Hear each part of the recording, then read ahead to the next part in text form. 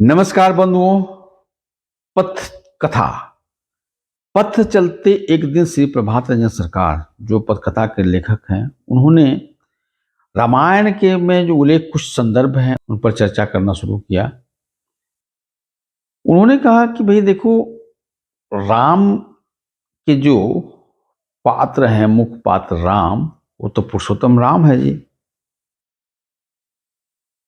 लेकिन पुरुषोत्तम राम की द्वारा कुछ जो काज किए गए हैं, हमें नहीं लगता है कि पुरुषोत्तम राम का चरित्र ऐसा हो सकता है। तो भाई कौन कौन सा काम ऐसा पुरुषोत्तम राम किए कि उनके चरित्र के अनुकूल नहीं है। और निश्चय ही राम के चरित्र का चित्रण करने वाले जो पुराणकार हैं, उन्होंने कुछ न कुछ गोलमाल किया है। जानकारी हासिल करते हैं, पता लगाते हैं श्री प्रभात रंजन सरकार के मुखारबिंद से कि वे कौन कौन घटनाएं हैं जो राम प्रभु राम के चरित्र के अनुकूल नहीं है। तो अगर अभी तक सब्सक्राइब नहीं किए हैं सामाजिक सुविचार चैनल को, तो सब्सक्राइब कर दें और आइकन बेल जरूर प्रेस करें ताकि सबसे पहले नोटिफिकेशन आप तक पहुंचे। और हाँ बंधुओं, अगर मेरा विचार अच्छा लगे तो लाइक कीजिए, शेयर कीजिए, अधिक से अधिक जन जन तक पहुंचाइए, क्योंकि ये पथकथा में श्री प्रभात रंजन सरकार अनछुए पहलुओं को टच कर रहे हैं जिसके बारे में दुनिया को जानकारी नहीं है। तो कहते क्या है, सीता है, रावण अपहरण करके ले गया, अशोक वाटिका में रख दिया। सीता को तरह तरह से प्रताड़ित किया गया, लेकिन सीता का मन जरा सा भी विचलित नहीं हुआ। वो केवल और केवल राम को ही अपना पति मानती रही। वो हमेशा कहती रही कि जान दे दूंगी, लेकिन पर पुरुष छू नहीं सकता है। लेकिन श्रीलंका फतह करने के बाद, रावण को मारने के बाद जब सीता राम के पास आती है, तो पुरुषोत्तम राम सीता के सतीत्व की परीक्षा लेती हैं, अग्नि परीक्षा लेते हैं। अग्नि परीक्षा दे करके अपना सतीत्व साबित करना पड़ा। श्री प्रभात रंजन सरकार कहते हैं कि एक मर्यादा पुरुषोत्तम राम का तो एक गुण नहीं हो सकता, वो ऐसा नहीं कर सकते हैं, क्योंकि अगर मर्यादा पुरुषोत्तम राम है तो नारी की मर्यादा की रक्षा करना भी उनका कर्तव्य है। सीता जो है पूरे नारी समुदाय का प्रतीक है, आदर्श है। और अगर ऐसा उन्होंने किया तो समानता का परिचय देते हुए स्वयं भी अग्नि परीक्षा देनी चाहिए थी कि मैं भी आपके एब्सेंटी में पर स्त्री के बारे में सोचा भी नहीं।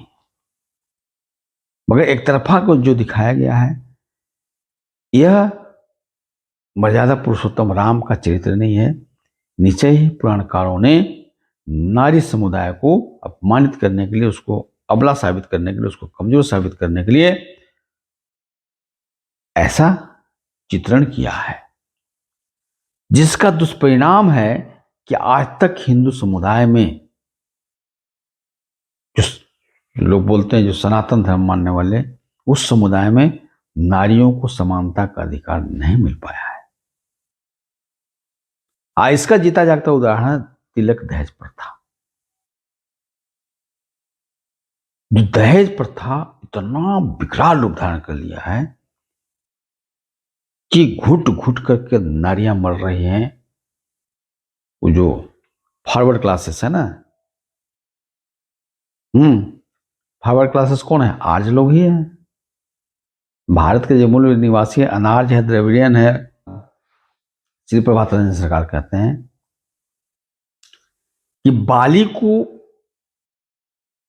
जो राम जो है सो छिप करके मारते हैं, हत्या करते हैं, जो अनैतिक कार्य है। अब किसके लिए? सुग्रीव के लिए। जबकि सुग्रीव कायर था, डरपोक था, उसने क्षत्रिय धर्म का पालन नहीं किया, अपने भाई को मरता हुआ छोड़ करके वापस आ गया। ये मान लिया कि वो तो मर गया और सिंहासन पर बैठ गया। ऐसी स्थिति में बाली जब वापस आता था तो क्रोधित होना स्वाभाविक था।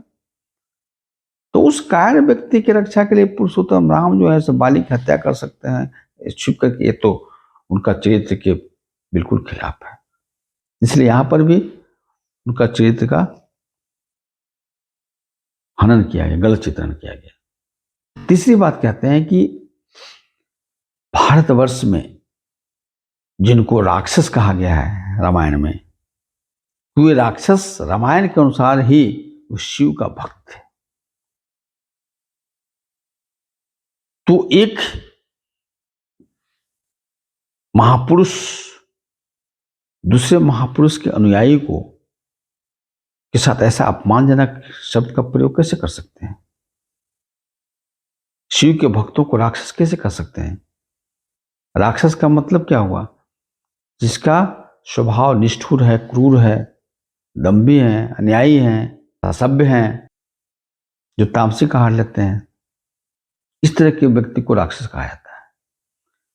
तो क्या भगवान सदाशिव के जो भक्त हैं वैसा हो सकते हैं? भगवान सदाशिव जो एक तारक ब्रह्म है, उच्च कोटि के गुरु हैं। तो दरअसल बात यह है कि आज जब भारतवर्ष में आया तो यहाँ के जो मूल निवासी है द्रविड़, ऑस्ट्रियन, ये ना वेद को स्वीकार नहीं किया, आर्य संस्कृति को स्वीकार नहीं किए, तो इसलिए इनको आज लोग राक्षस कह डाले। अब मर्यादा पुरुषोत्तम का जो चरित्र है, पुराणकारों ने उनका चरित्र को भी हनन किया, उनका भी गलत चित्रण किया कि मर्यादा पुरुषोत्तम राम किसी से घृणा नहीं कर सकते, भगवान किसी से घृणा कर ही नहीं सकते। अब एक और उसमें है, ढोल गंवार शूद्र पशु नारी सब ताड़न के अधिकारी। यहां पर शूद्र किसको कहा गया? यहाँ के जो मूल निवासी उनको शूद्र कहा गया,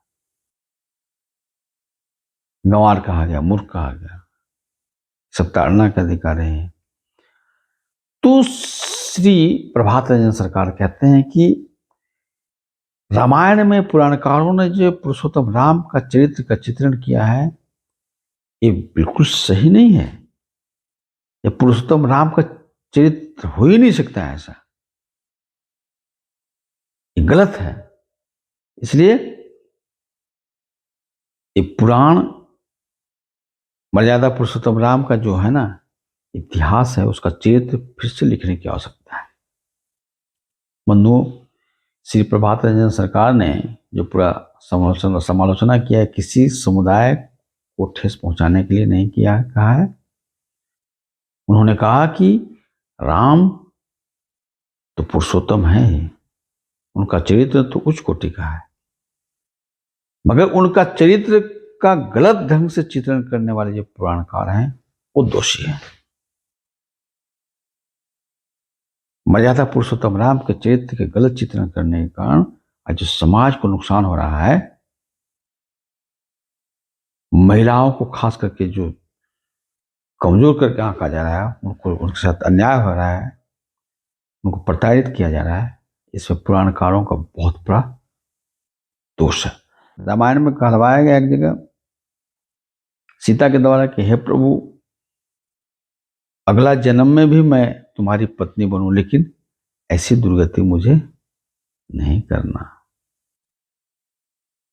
क्या भाई कि अग्नि परीक्षा देने के बावजूद भी एक धोबी के उलाहना देने पे अपनी पत्नी को मार रहा था, उलाहना दे रहा था, उसको अनाप सुन करके गर्भवती सीता को जंगल में छोड़वा दिए, वाल्मीकि कुटिया में रही।